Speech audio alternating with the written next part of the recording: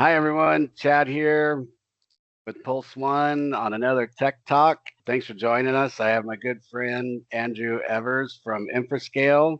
Infrascale is one of our preferred tech partners that does backup and disaster recovery for every type of business, small, medium, enterprise. Thanks, Andrew, for being here. I appreciate it. Oh, thanks for inviting me. Andrew, tell us a little bit about yourself. So my background is in software engineering. I'm Australian, if you can't quite figure that out from my mongrel of an accent. I spent a great deal of time in the enterprise automation space, especially around cloud and financial services. I'm a part-time DAX and Wrangler slash bottler, and I'm also a little bit of a world traveler. Right now, I'm the CTO out at Infrascale. We provide backup and disaster recovery solutions to a pretty broad range of customers and industries. As you mentioned, working together with Pulse One to help protect customers' businesses from common IT and external threats. Well, what we're really looking to do is help customers protect themselves from some pretty common scenarios that happen in IT or in general. So the first one is really human error. A lot of that is just people doing the wrong thing, particularly by mistake, but also potentially maybe a little bit more deliberately. Helping protect from natural events. Talking everything here from like a hurricane or flooding all the way through to a power cut, which might be a little bit more common, or general equipment failures that can happen in IT. And then lastly, of course, protecting against your sort of cyber type of events, so malware, ransomware, and into denial of service type situations that can affect a pretty broad range of businesses these days. You just ran through some examples, and you mentioned to me earlier about a shotgun approach. Can you tell me more about that? Yeah, the shotgun approach, I think, is really one of the things that's changed a lot in particularly cyber recently. Like what gets all the attention is these kind of targeted attacks where someone spends a great deal of time to learn about a business or use the social engineering to get in there. But what we're finding is that more and more this is being automated, and more it is that shotgun approach, right? So phishing is a great example of this. And a lot of malware and ransomware attacks, right? They're just looking to get a list of people who work at businesses. They might try and email them at their home accounts. They might try and email at their business accounts. They might try and leave ransomware on bulletin boards. It's called a watering hole attack. They'll leave something there for them to click on, and it's not about attacking your business specifically. They're not really looking at you. They're just looking at businesses of your type or businesses of your size as potential targets for these, particularly for the malware ransomware type of attacks. Denial of service tends to, I think, be a little bit more personal, but they're really looking at just, if I hit 1,000 businesses, can I get 5? And out of each business, can I get $5,000? Right, that's 25 grand. You can build a business model around that type of approach, and that's really what has changed, I think, maybe in the last 4 or 5 years, where small businesses are increasingly vulnerable, where it used to be more about targeted attacks on larger businesses where you could afford to spend the time to get in there and exfiltrate their data. And then some of these other things that we're protecting against, I mean, they're as much chance as anything else, right? Like power supply starts failing on your PC, right? That was never about you. At some point, either environmental or how it was made, or just has a lifetime. Hard drives, anything mechanical, anything that spins, only lasts so long, right? And it's great to sweat that out and kind of save on the asset, but without a backup plan or a disaster recovery plan, you can put yourself out of business pretty quickly. Are there the risks differ depending on industry or level of IT dependence? You may or may have more or less risk depending on the industry that you're in. Anything that is pretty highly regulated, look, you may well have absolute requirements in terms of the level of service you have to provide. So if you're in healthcare, you're on the hook to be maintaining medical records. If it's your responsibility to persist and protect those medical records, and like the fact is that all of that's done with computers these days. So making sure that you have from the persistence side of things, so the data, being available, that you have backups in case something goes wrong. And then also in terms of being able to provide service to your customers, that you have some level of redundancy in your IT. Now, you might think, oh, well, that's really only for large healthcare providers and hospitals. But actually, there's a lot of clinician practices out there, plenty of places where it's like, other than this being a medical business, it would just be considered to be a small business. There might be 5 or 10 people working there, but because you're managing medical records, it's a totally different story.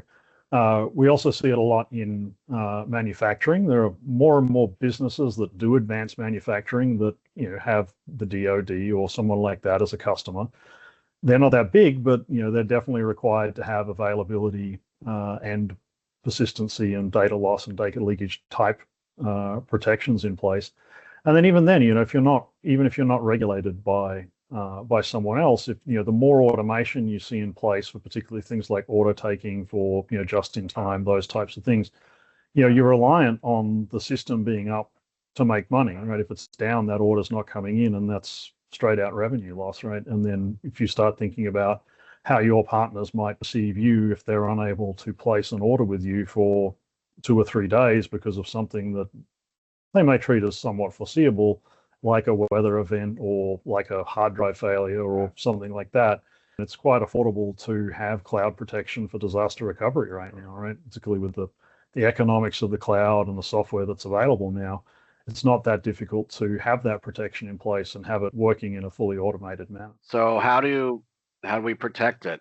What are you guys recommending?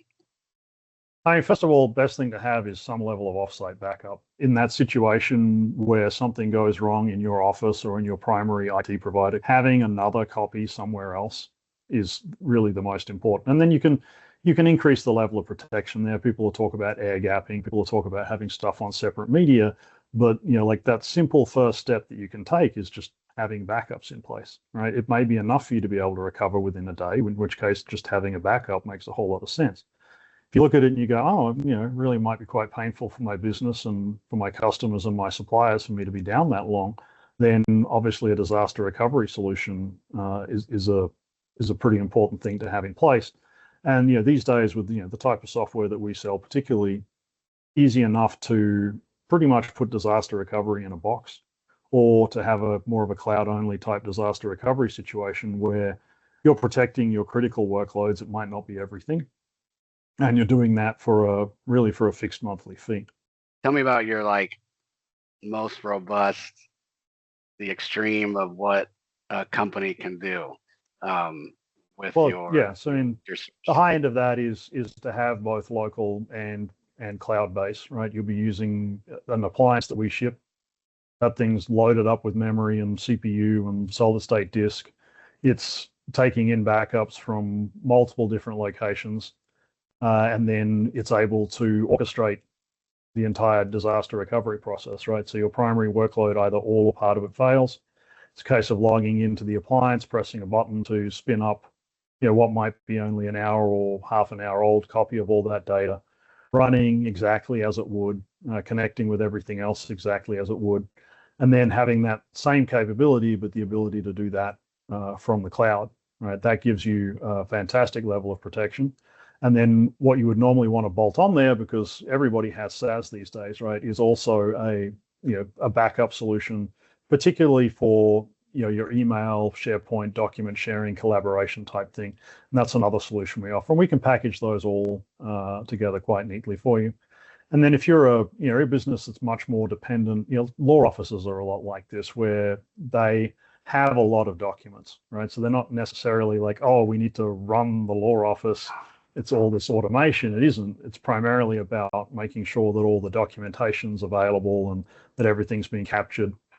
A file and folder backup solution. We have all of those, and it's quite possible to combine them and stack them in interesting ways, or at least have protection using all of those solutions, and then be able to monitor that out of a single dashboard, which is something that we're particularly proud of. So obviously, cyber threats are one of the most scarier threats out there and very prevalent. The statistics are the bad guy, before they do a ransom attack, they're in your environment from 6 months to 18 months. So what do we do? What do we do about those types of attacks? How do we mitigate that risk? Yeah, when we really got sort of two ends of the spectrum. If someone's in your environment for 18 months, I mean, we're talking people who are they're in the advanced persistent threat type of a situation where they are, maybe they're exfiltrating information. Most likely they're waiting for the right time to do something. And that's something that you'll find happens much more, it's much more likely to happen to a larger organization. In the SMB, SME space, it's much more of a get in, do it quickly, get the ransomware in there, or it's a kind of enroll any of your compute or get hold of, say, your credentials for Azure and use that to do crypto mining or something like that. So with the smaller end of the businesses, it's generally detectable quite quickly that something is wrong, right? All of a sudden you say, hey, why is my Azure billing just quadrupled? Or why is my mouse not moving across the screen like it should? And that's where, like, a lot of the sort of solutions that we provide, particularly around DR, you can say, fine, clearly my environment is corrupted. When was it last happy? Okay, 2-3 hours ago, right? Just shut down the primary infrastructure, boot up from 2 or 3 hours ago, and make sure that perimeter is secured. We don't just plug into your primary authentication, because that's problematic if someone's gotten in, and B, you do want that additional level of protection also with your employees, that not all of your employees have access to your backups. Because while I think cyber is a pretty big threat, so is human error, right? It's very easy to just go in and hit the wrong button. And once you've done that, you're in trouble. And that sort of thing, I think, is never really going to go away, because the cloud is just someone else's computer. And the nice thing about using, like using a Cloudflare or an Azure or an AWS to operate everything, is that you do get that bigger organization with that level of formalization and professionalism supporting it. What it's not doing is stopping you from accidentally deleting the wrong user in Entra ID, right? Having that stuff there. And like I used to tell all my enterprise customers, like what I saw really for the longest time was that running out of disk space was still the single largest cause of outages, and to my knowledge still is. So, really making sure that you've just got the basics taken care of, that's super important. And switching to SaaS hasn't necessarily changed all of that, right? So yeah, I mean, I think you're right with the physical stuff is becoming a bit less of an issue. But right, human error, I think, still very much there. And that's before you get onto the situation where you might be talking about a disgruntled employee, or what is becoming a little bit more of a problem, but thankfully MFA is really kind of picking up on this, which is folks getting hold of employee credentials and being able to act as an employee on your systems. Having your backups behind a separate level of authentication, maybe not going to be perfect, but it just puts another barrier in place in terms of what bad actors are going to be able to do when they get hold of, the password that you have for, your primary Entra ID. And, for example, that's one of the reasons some of the controls we have in place are totally different authentication for our production environment versus our corporate environment. So we can really lock down that access in a way that's just not possible if we were doing it all out of Entra.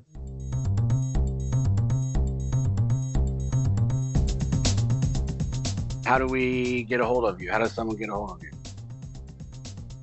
Pulse One would be a really good place to get a hold of us. We work a lot through partners.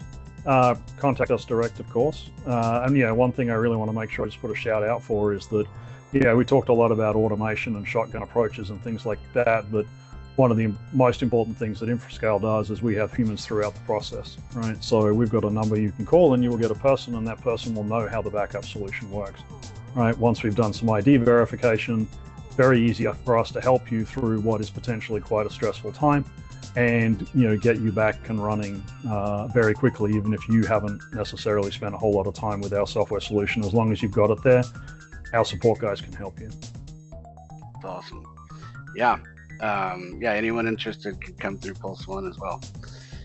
Well, thanks again, and we'll have you back sometime soon, Andrew. Thank you. Yeah, I'd love to talk more. Thanks very much, Ted.